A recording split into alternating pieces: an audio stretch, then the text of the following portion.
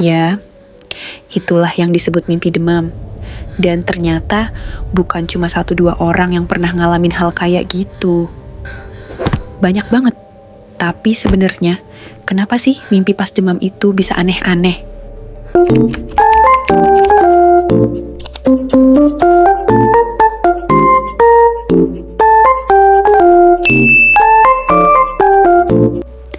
Jawabannya simple.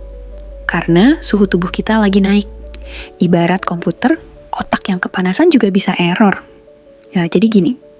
Di otak kita ada bagian khusus yang tugasnya ngatur suhu tubuh.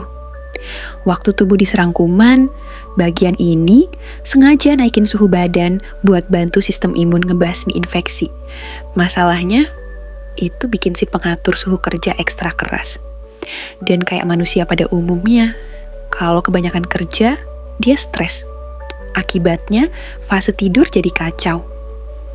Kita jadi gampang kebangun, tidur nggak nyenyak, dan mimpi jadi putus-putus. Ceritanya loncat-loncat, nggak masuk akal, bahkan kadang absurd. Tapi, bukan cuma itu. Saat pengatur suhu tadi kacau, keseimbangan hormon di otak juga ikut berantakan. Bagian otak yang ngurus memori, emosi, dan logika jadi ikutan drop. Dan kalau bagian ini nggak bekerja normal, mimpi pun jadi nggak ada yang megang kendali. Semua hal aneh, random, dan nggak logis bebas masuk ke mimpi kita. Belum lagi saat demam, sistem imun kita ngelepas berbagai zat kimia buat ngelawan infeksi. Salah satunya protein kecil yang bikin bagian otak pengatur emosi dan rasa takut jadi lebih aktif dari biasanya. Itulah kenapa mimpi pas demam sering terasa lebih intens, lebih emosional, lebih tegang, dan seringkali lebih serem. Menariknya, pernah ada survei tentang mimpi saat demam. Hasilnya, mayoritas orang bilang mimpi demam itu lebih aneh, lebih berat secara emosi, dan cenderung negatif. Ada yang mimpi benda kecil jadi raksasa, ada yang dikejar-kejar bola lava, ada juga yang mimpi tembok kamar tiba-tiba hidup dan bergerak.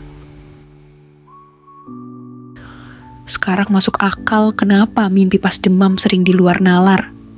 Intinya satu, kalau badan lagi panas, jangan dipaksa. Banyak istirahat, minum air putih yang cukup, dan biarin tubuh beresin urusannya sendiri. Nah, pertanyaannya, siapa di sini yang mimpi demamnya rasanya cocok dijadiin film fantasi?